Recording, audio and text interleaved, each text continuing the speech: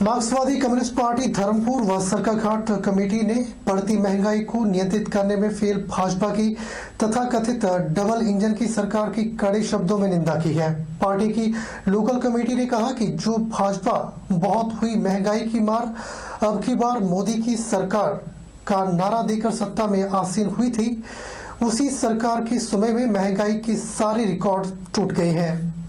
महंगाई के चलते आम आदमी को अपने परिवार का जीवन यापन करना पहले से भी मुश्किल हो गया है। पार्टी के नेता और पूर्व जिला परिषद सदस्य भूपेंद्र सिंह ने कहा कि हिमाचल प्रदेश में तथाकथित डबल इंजन की सरकार ने जनता की जिंदगी के इंजन ही सीज कर दिए हैं, जिसके कारण आज पेट्रोल 100 रुपए तो डीजल 90 रुपए में मिल रहा है, जिससे एक तरफ गाड़ियों में सफर महंगा हो गया है तो वहीं दूसरी तरफ ट्रांसपोर्ट का खर्चा बढ़ने से सारी चीजें महंगी हो गई हैं। गरीब से गरीब परिवार अपना पेट भरने के लिए बनने वाले भोजन में प्रयोग होने वाले रिफाइंड व सरसों के तेल की कीमतें 100% बढ़ा दी गई हैं, जिससे जनता की जिंदगी का इंजन ही सीज हो गया है। उन्होंने कहा कि बढ़ती महंगाई के खिलाफ मार्क्सवादी कम्युनिस्ट पार्टी 30 जून को सरकाघाट में प्रदर्शन करेगी और सरकार की जन विरोधी नीतियों के खिलाफ हल्ला बोलेगी। हमारी पार्टी का मानना है कि पिछले 7 साल से जो केंद्र में भाजपा की जो सरकार है और यहाँ हिमाचल में पिछले 4 साल से जो भाजपा की जो जयराम जी के नेतृत्व में सरकार चल रही है, इस सरकार के कार्यकाल में जो महंगाई है वो बेलगाम हो चुकी है और आम जो जनता है उसका जो जीवन है वो उसकी जो दिक्कतें हैं वो लगातार बढ़ रही है।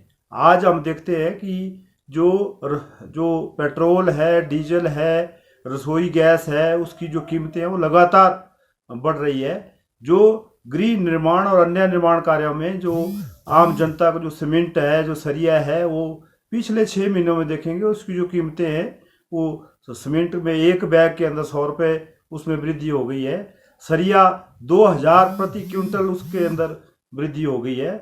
इसी प्रकार से जो खाद्य वस्तुएं हैं, जो सरसों का तेल है, रिफाइंड तेल है, उसकी जो कीमतें हैं जो कि आम गरीब से गरीब आदमी के उपयोग की जो वो खाद्य सामग्री है उसके जो रेट है वो लगातार बढ़ रहे हैं। सरकार ने डिपुओं के अंदर भी जो तेल मिलता था उसके रेट भी बढ़ा दिए, साथ में ही डिपुओं में जो राशन मिलता था उसकी मात्रा घटा दी है। तो कहने के लिए तो ये प्रचारित किया जाता है कि ये जो सरकार है डबल इंजन की सरकार है और इस डबल इंजन की सरकार से लोगों को फायदा मिलने की उम्मीद थी, मगर इस डबल इंजन की सरकार के कार्यकाल में जो आम जनता है उनका जो जीवन व्यतीत करने का, जीवन जीने का जो इंजन है, जो गाड़ी है, वो जो जिस इंजन से चलती है उस इंजन को सीज कर दिया गया इस बेलगाम महंगाई ने। बिलासपुर के बरमाणा से लगट गौसदन भवन का एक मार्मिक वीडियो सामने आया था। इस वीडियो के सामने आने के बाद प्रशासन हरकत में आया और डिप्टी डायरेक्टर डॉक्टर लाल गोपाल ने जांच के आदेश दिए हैं। बिटिया फाउंडेशन की राष्ट्रीय अध्यक्ष सीमा सांख्यान भी मौके पर पहुंची और उन्होंने वस्तु स्थिति के बारे में अधिकारियों को अवगत करवाया। उन्होंने कहा कि यह गौशाला जिस ढंग से चल रही है और गायों की जो दशा है वो बहुत ही मार्मिक है।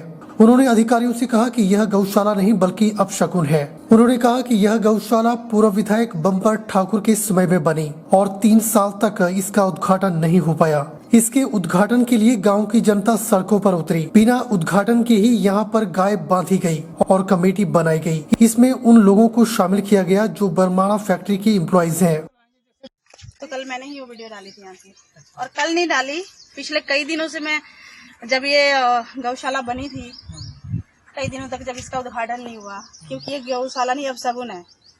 ऐसी कोई चीज बन गई है जो यहाँ इन गायों की जान लेने के लिए बनी है।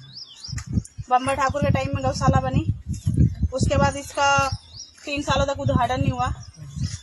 उद्घाटन करवाने के लिए लगट की बरमाना की जनता सड़कों पे उतरी। बिना उद्घाटन के यहाँ गाय आई, कमेटी वो बना दी गई जो कि एसीसी के एम्प्लॉय थे, जिन्होंने कभी गाय को एक रोटी नहीं दी। उनको क्या पता है कौन सा चारा इनको दिया जाता है, क्या घास पानी, तब भी लोगों को नहीं पता। हमें नहीं मतलब वही रहे, पर यहाँ गाय मरे भूखी प्यासी, तो इसमें सारा गांव इन्वॉल्व है। फसलें हमारी नहीं बचती थी पहले जब ये आवारा थी, इसलिए गाय अंदर कर देते थे लोग रात को। उसके लिए प्रधान ने बोला FIR करो सारे लोगों पे। नहीं हुई। उद्घाटन हुआ, अकेले में आके उद्घाटन करेंगे, अब कमेटी बनी है, हमें उसका भी नहीं पता। लेकिन ये जो यहाँ की परिस्थिति है, फिर लोग बोलते हैं राजनीति करते हैं, गायों पर राजनीति करने आएंगे। वो जो विधायक बने हैं वो तो राजनीति करें, हम जैसे लोग वहाँ से भी हम क्या राजनीति करेंगे। और जो हमें प्रिलिमिनरी मैंने वहाँ पे विजिट करके देखा है, तो वहाँ जो क्योंकि आजकल बरसात का मौसम शुरू हुआ है और बीमारियाँ कई उत्पन्न हो जाती हैं, तो वहाँ पे साफ सफाई कराना बहुत जरूरी हो गया था। तो वहाँ पे उन्होंने जो है जहाँ पे वो पानी पीती थी और जहाँ खुरलियों में घास वगैरह खाती थी उसको साफ किया गया था, और ताकि अगले दिन शाम को साफ किया गया था, अगले सवेरे जो है उसमें स्वच्छ पानी डाल दिया जाए। और इस दौरान जो है वहाँ पे वो जब सूखी हुई थी तो वहाँ पे किसी ने वो फोटो खींचे हैं।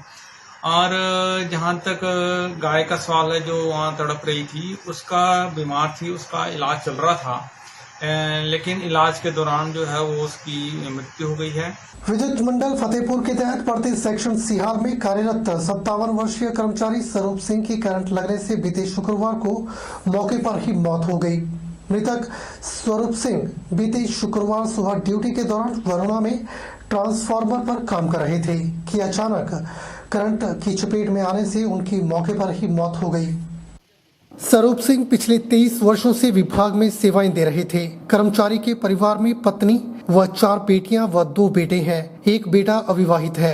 अगले वर्ष सितंबर में स्वरूप सिंह ने सेवानिवृत्त होना था। प्रदेश के ऊर्जा मंत्री सुखराम चौधरी मृतक स्वरूप सिंह के घर पहुंचे और उनके साथ भाजपा के प्रदेशाध्यक्ष कृपाल परमार भी मौजूद रहे। उन्होंने परिवार को ढांढस बंधाते हुए शोक व्यक्त किया। उन्होंने विश्राम गृह फतेहपुर में मीडिया से बातचीत करते हुए कहा कि जैसे ही कागजी कार्यवाही पूरी हो जाती है, मृतक के परिवार के एक सदस्य को सरकार विभाग में नौकरी देगी। उन्होंने मृतक के परिवार को सहायता राशि मुहैया करवाने की भी बात कही।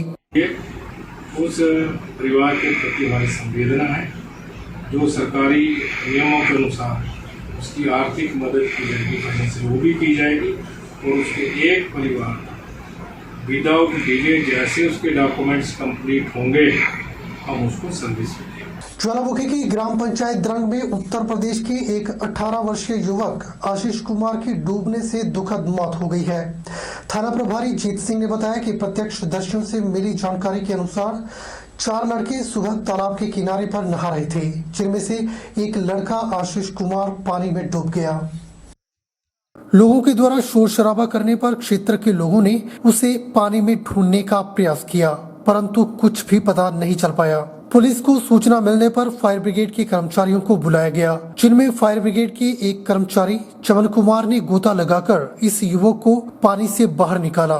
तब तक उसकी मौत हो चुकी थी। शव को पोस्टमार्टम के लिए देहरा अस्पताल भेज दिया गया। पुलिस मामले की गहनता से जांच कर रही है। बताया जा रहा है कि ये लोग प्रवासी हैं जो यहाँ मेहनत मजदूरी करने के लिए आए थे। इसकी सूचना डीएसपी ज्वालामुखी तिलक राज और अन्य बड़े अधिकारियों को भी भेज दी गई है। आज थाना ज्वालामुखी में टेलीफोन द्वारा सूचना मिली थी कि एक लड़का जहाँ मौजगिरी तालाब में जो नहा रहा था वो डूब गया। जिस सूचना बारे डीएसपी साहब को अवगत कराया गया।